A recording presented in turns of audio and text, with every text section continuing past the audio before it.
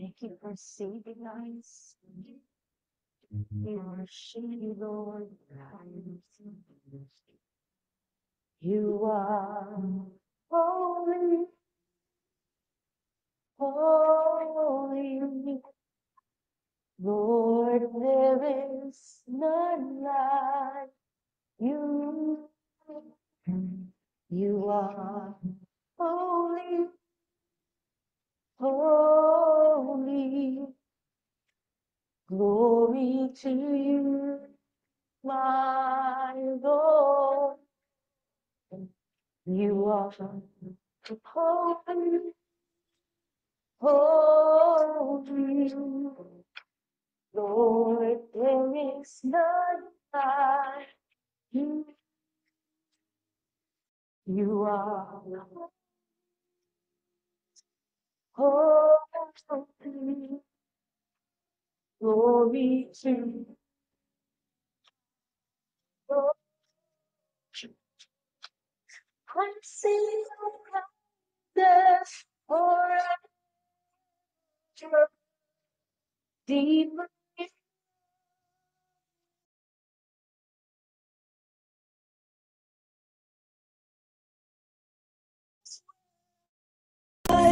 close to your throne, I found where I belong. I'll sing your praises forever, deeper in love with you. Here in your courts where I'm close to your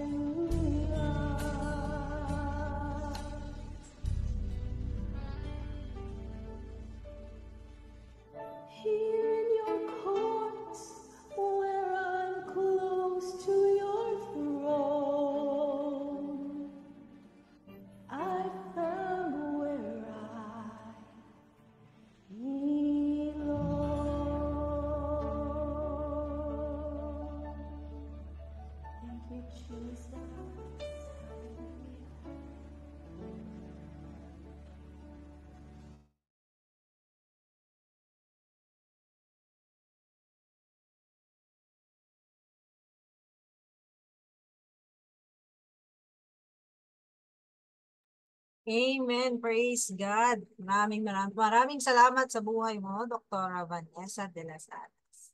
Ngayon naman po, ang ating speaker ngayong gabi, ang gagamitin ng ating Panginoon upang mapag-aralan at maunawaan natin ang gusto niyang iparating sa atin. Tawagin po muli natin ang ating speaker, Dr. Vanessa de las Alas. Doc Van. Po. Ayan, pati yung aso ay masaya. Hello po sa lahat. Ayan, praise God. Si Miss Pamela, may sinasabi sa chat. Ayan, sandali lang po ayusin ko yung...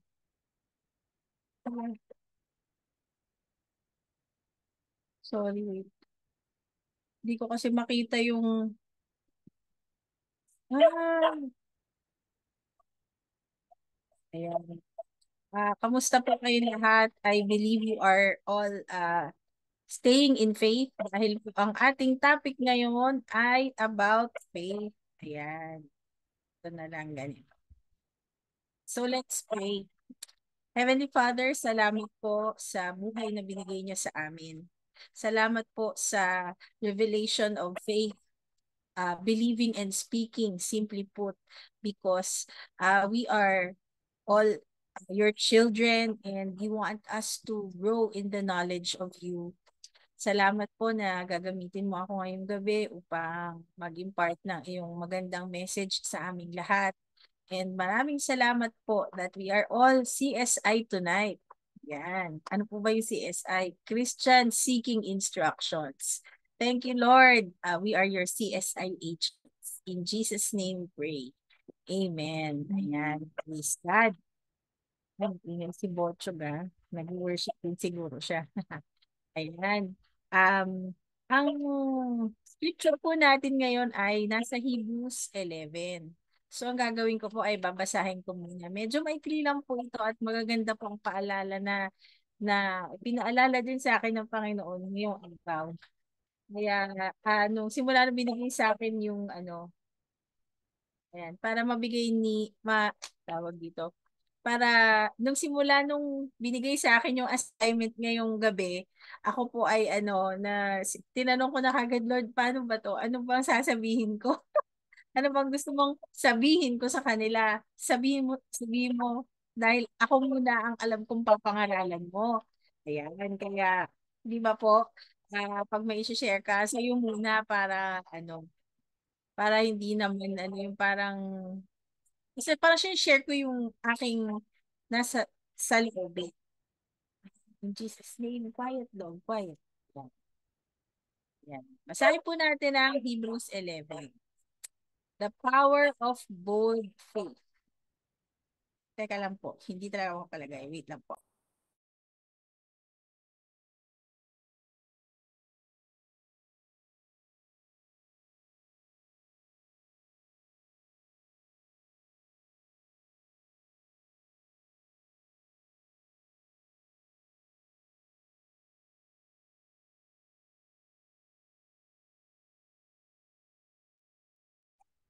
Praise God, di pala dinig si Doggy. Ayan, the power of bold faith. Hebrews 11. Now faith brings our hopes and reality and becomes the foundation. Ay, nasa TPT po ito TPT version. Now faith brings our hopes into reality and becomes the foundation needed to acquire the things we long for. It is all the evidence required to prove what is still unseen. This testimony of faith is what previous generations were commended for. Faith empowers us to see that the universe was created and beautifully coordinated by the power of God's words. He spoke, and the invisible realm gave birth to all that is seen. Faith moved Abel to choose a more acceptable sacrifice to offer God than his brother Cain, and God declared him righteous because of his offering of faith. By faith, Abel still speaks instructions to us today. even though he is long dead. Faith translated Enoch from this life, and he was taken up into heaven. He never had to experience death.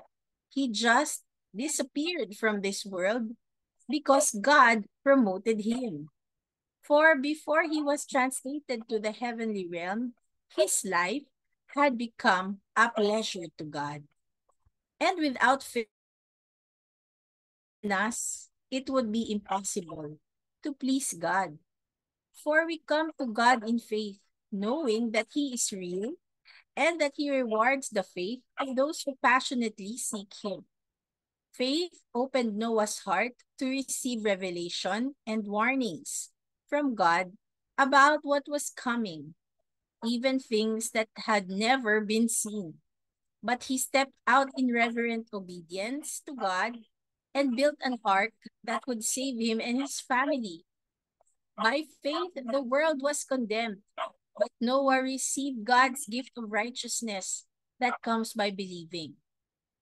Faith moved Abraham to obey God's call and leave the familiar to discover the territory he was destined to inherit from God. So he left only with a promise and without even knowing ahead of time where he was going. Abraham stepped out in faith. He lived by faith as an immigrant in his promised land as though it belonged to someone else. He journeyed through the land living in tents with Isaac and Jacob, who were persuaded that they were also co-heirs of the same promise. His eyes of faith were set on the city with unshakable foundations, whose architect and builder is God himself. Sarah's faith embraced God's miracle power. Sarah's faith embraced God's miracle power to conceive, even though she was barren and was past the age of childbearing, for the authority of her faith rested on the one who made the promise, and she tapped into his faithfulness. In fact, so many children were subsequently fathered by this aged man of faith. One who as good as dead, sabi, that he now has offspring as innumerable as the sand on the seashore and as the stars in the sky. These heroes all died still clinging to their faith, not even receiving all that had been promised them. But they saw beyond the horizon the fulfillment of their promises and gladly embraced it from afar. They all lived in their lives on earth as those who belong to another realm. For clearly, those who live this way are longing for the appearing of a heavenly city. And if their hearts were still remembering what they left behind, they would have found an opportunity to go back. But they couldn't turn back, for their hearts were fixed on what was far greater, that is, the heavenly realm. So because of this, God is not ashamed in any way to be called their God, for he has prepared a heavenly city for them, for us. Faith operated powerfully in Abraham, for when he was put to the test, he offered up Isaac. Even though he received God's promises of descendants, he was willing to offer up his only son, for God had promised, through your son Isaac, your lineage will carry on your name. Abraham's faith made it logical to him that God could raise Isaac from the dead, and symbolically, that's exactly what happened. The power of faith promoted Isaac to impart a blessing to his sons, Jacob and Esau, concerning their prophetic destinies. Jacob worshipped in faith's reality at the end of his life, and leaning upon his staff, he imparted a prophetic blessing upon each of Joseph's sons. Faith inspired Joseph and opened his eyes to see into the future, for he was dying, and he prophesied about the exodus of Israel out of Egypt and gave instructions that his bones were to be taken from Egypt with them. Faith prompted the parents of Moses at his birth to hide him for 3 months because they realized their child was exceptional Thank you. And they refused to be afraid of the king's edict. Faith enabled Moses to choose God's will, for although he was raised as the son of Pharaoh's daughter, he refused to make that his identity. Choosing instead to suffer mistreatment with the people of God, Moses preferred faith's certainty above the momentary enjoyment of sin's pleasures. He found his true wealth in suffering abuse for being anointed, more than in anything the world could offer him, for his eyes looked with wonder not on the immediate but on the ultimate faith's great reward. Holding faith's promise, Moses abandoned Egypt and had no fear of Pharaoh's rage because he persisted in faith as if he had seen God who is unseen. Faith stirred Moses to perform the rite of passage and sprinkle lamb's blood to prevent the destroyer from harming their firstborn. Faith opened the way for the Hebrews to cross the Red Sea as if on dry land. But when the Egyptians tried to cross, they were swallowed up and drowned. Jericho, and Rahab. Faith pulled down Jericho's walls after the people marched around them for 7 days. Faith provided a way of escape for Rahab, the prostitute, avoiding the destruction of the unbelievers because she received the Hebrew spies in peace. Eto pa, more faith champions. And what more could I say to convince you that there is not enough time to tell you the faith of Gideon, Barak, Samson, Jephthah, David, Samuel, and the prophets? Through faith's power, they conquered the kingdoms and established true justice. Their faith fastened on to their promises and pulled them into reality. It was faith that shut the mouths of lions, pulled out the power of raging fire, and caused many to escape certain death by the sword. Although weak, their faith imparted power to make them strong. Wow, naalala ko si Gideon. I believe payat yun eh. Hindi naman siya, alam mo yung payat na parang tiklingish. Ang arte, tiklingish, di ba? Pero kasi, pinalakas siya ni Lord eh. Faith sparked courage within them and they became mighty warriors in battle, pulling armies from another realm into the battle array. First, faith-filled women saw their dead children raised in resurrection power, yet it was faith that enabled others to endure great atrocities. They were stretched out on the wheel and tortured and didn't deny their faith in order to be freed because they longed for a more honorable and glorious resurrection. Others were mocked and experienced the most severe beating with whips, and they were in chains and imprisoned. Some of these champions were brutally killed by stoning, being sawn in two, or slaughtered by the sword. Excuse me. These lived in faith as though they went about wearing goat skins and sheepskins for clothing. They lost everything they possessed and endured great afflictions, and they were cruelly mistreated. They wandered the earth, living in this desert wilderness, in caves on barren mountains, and in holes in the earth. Truly, the world was not even worthy of them. The world was not even worthy of them, not realizing who they were. These were true heroes, commended for their faith, yet they lived in hope, without receiving the fullness of what was promised. But now God has invited us to live in something better than what they had. Faithfulness. This is so that they could be brought to finished perfection alongside of us. Praise God for the word. Praise God for the word. Ang sarap. Itong buong chapter na to, kung ako po sa inyo, basahin niyo po siya sa iba-ibang version. Sa Tagalog, sa English, iba-ibang version ng English.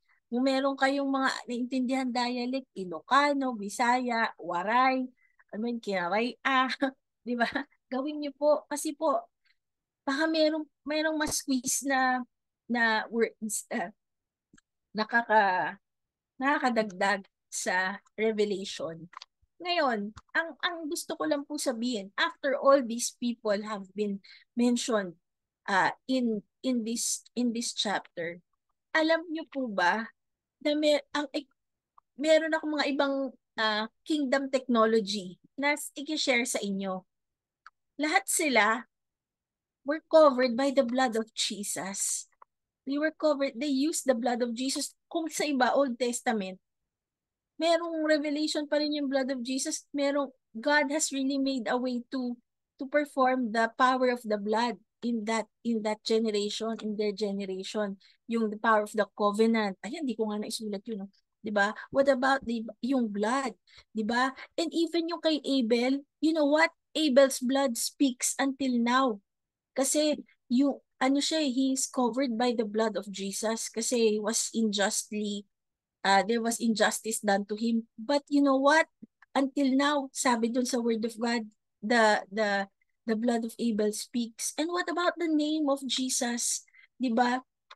So many of them use the name of Jesus.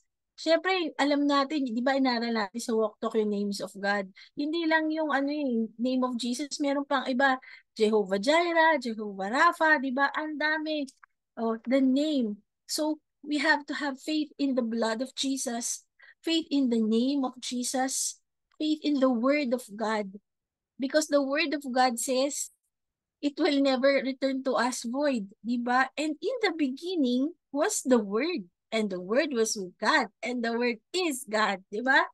And what about prayer? These are heavenly equipment na ginagamit natin to release our faith.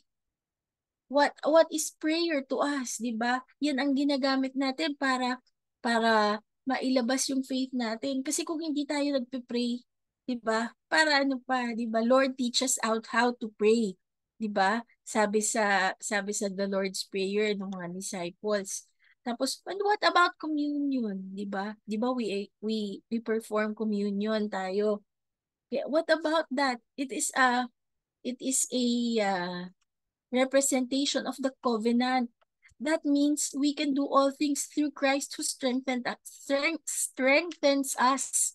Kaya sabi nga dito sa ending nung chapter na to, 'di ba? Ang sabi dito, mas ano pa tayo eh.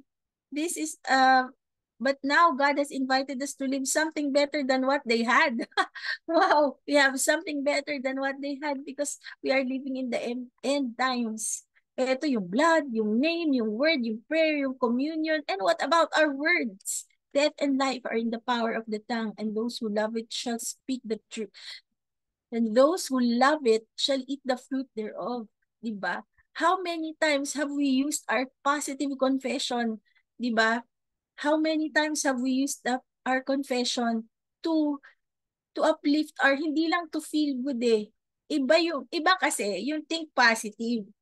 Kasi, kahit halimbawa mong may lumulubog na yung barko, positive ka pa rin. Yung sa Titanic, kumakanta pa rin sila, kaso lang lumulubog yung barko. Hindi nila dineclare na, hindi nag-declare ng Lord, thank you, help will come, help cometh, di ba? Boats cometh to us in Jesus' name, angels, we command you. Oh, yung angelic ministry pa, hindi ko nga naisulat yun dito. Sabi ko, di ba, the ministry of angels, we have access to those. We are so blessed. I cannot imagine why people would choose to, end their life. Come on, ang sarap mabuhay. Tapos forever pa, di ba? Tapos what about yung praise and worship? 'Di ba? Parang kaskas lang po to sa ibabaw ng parang icing lang kung kinikwento ko ha. Kung ako po sa inyo, I encourage you to listen to the word na yung mga topic na to kasi ang ganda eh. Sabi nga dito sa Mindoro pag nag-uusap, ang hina naman ng topic, hindi niya maintindihan. Ganun eh. Pero wag ganon. Wag ganon, parang death words yun ha. Pero may sinasabi, ibig sabihin, para lumakas yung topic mo. Para lumakas yung pag-intindi mo. Kasi masarap yung naiintindihan mo. Pag naiintindihan mo, gagawin mo. At pag gagawin mo at gagawin mo ng maayos, may resulta. Hindi pangit na resulta. Maganda. Kaya maganda at nakakabuhay. What about isa pa? What about favor? Diba? Sabi sa Bible, hanapin nyo na lang po. Sabi sa Bible, Jesus grew up in wisdom and with the favor of God and man. Hindi lang, oh yes, we have the favor of God. Pero yung favor of man, meron din siya. 'Di ba? Kasi, 'di ba, angels are charged over him. At 'di ba, as he is, so are we in this world. So, ang sarap, 'di ba? Kung anong meron si Jesus, meron din tayo. So, yung favor, 'di ba? Meron din tayo. So binubulungan ng mga i-testify ko po yung mga pasyenteng dumarating sa clinic. Sabi ko, hindi naman ako nag-advertise na katulad nilang masyado. Yung mga iba na ano lang, naka-post lang for information. But I don't really, yung mga bibili ka pa, yung may binibili may babayaran. Pero I believe angels are charged over us kasi nahahanap lang nila na hindi naman talaga yung location ko na malapit sa palengke na Pero isadyain baga yung pero natutuwa ako na bigla na lang may napupunta at maaalala nila. Maaalala akong i-refer ng pasyente, yung mga ganyang bagay. Kaya, you know what? It is the favor of God. And it is also the favor of man. Paano, ano mangyayari yun? Ayan, yan. Jesus grew strong. Ayan, Luke 2:52. Thank you, Sis Donna.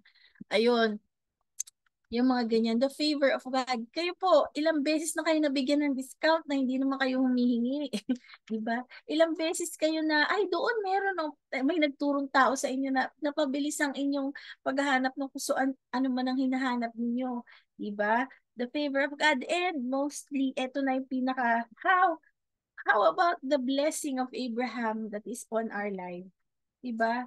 How about, ito pa yung, ang dami nun eh, di ba? The blessings of Abraham. The blessing of Abraham is ours. Di ba? Ang sarap.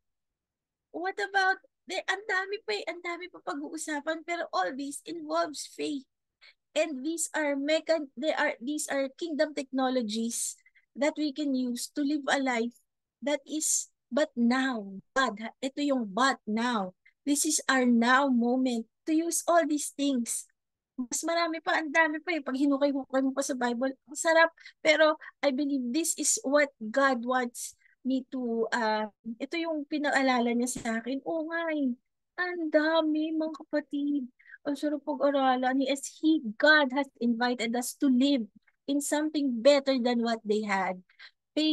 Faithfulness. Napaka-faithful ni God. Lahat yun meron tayo. The blood, the name, the word, prayer, and meron tayong bibig. Tapos, di ba, meron tayong bibig na gamitan natin ng words. Meron tayong communion na ma-reaffirm natin ang covenant natin. Tsaka alam yun, power ng blood, no? Pag sinabihan mo yung mga anak mo na you are the thought of the Lord and great is your peace. Wow, great is your peace. Why? Because He is covered by the blood of Jesus. Praise God, diba? Kaya yung anak ko, pag aalis siya, Mama, i-bless mo ko. Speak life to me, na ibig sabihin niya. Nasanay na siya. Kasi ang sarap. Ang sarap. Tapos every morning when you wake up, you know what? Sabihin niyo po, declare, speak blessing over your life because it will change your life. Una, parang kala mo, kailangan ko na naman sabihin. Hindi. Gustuhin mo because you get to. You get to tithe and you get to sow. Diba? Ang sarap ng feeling kasi iba, hindi nila alam yun. Yung privilege na yun. Pero ikaw, alam mo. Diba? Kaya pag-aralan pa po natin, magbukay pa po tayo. Kasi hindi enough yung alam lang natin. Pag nakita natin, pag nakita niyo po kung ano yung mas ang dami pang hindi alam, o ang dami pang gustong dapat malaman, ay, kala ko alam ko na, hindi pa pala. Kaya, and you know what? The word of God is living and active, sharper than any double-edged sword. And it will quicken. Bakit sinabing quicken? Kasi buhay nga siya eh. Kahit paulit-ulitin mo, paulit-ulit, iba-iba siya. Iba-iba siya ng revelation na darating sa'yo. Kaya, meron akong ang question ko po mamaya sa ating sharing. What kind of a favor have you received from the Lord? And be it small or be it big, these are the result of your life in faith, di ba? Because you are in faith. Kaya itong Hebrews 11, sama po tayo dyan eh. Kasi we are but now God has invited us. So, kasama po tayo dyan. Siyempre, we are living Bibles na kasama po tayo dyan. Kaya kung sinong Bible character, ikaw, kapatid, you are a Bible character because you are a walking Bible because you have a testimony to share. And who knows, yung taong hindi nakakilala sa Panginoon, baka ikaw lang ang Jesus na makilala niya, di ba? Sa buhay niya. So let's pray. Hallelujah. Thank you, Jesus, for this night. Salamat, Panginoon, sa words of faith and words of life na bigay mo sa amin. Truly, Lord, we cannot exhaust your word. Napaka puno, umaapaw. Thank you, Lord, that we can give to you through our time, talent, and treasure.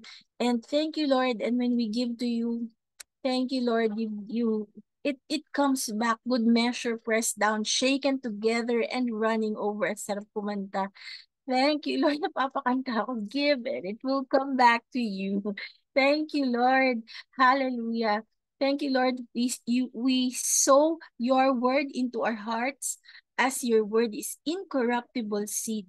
And I believe, we believe and declare that these words will not return to us void, will not return to you void, but will accomplish what it is supposed to accomplish. And thank you, Lord, for this night. Thank you, Lord. We plead the blood of Jesus over these words, that it will not be stolen because it is incorruptible seed. Natanim na po. The devil is come too late because natanim na, narinig na nila.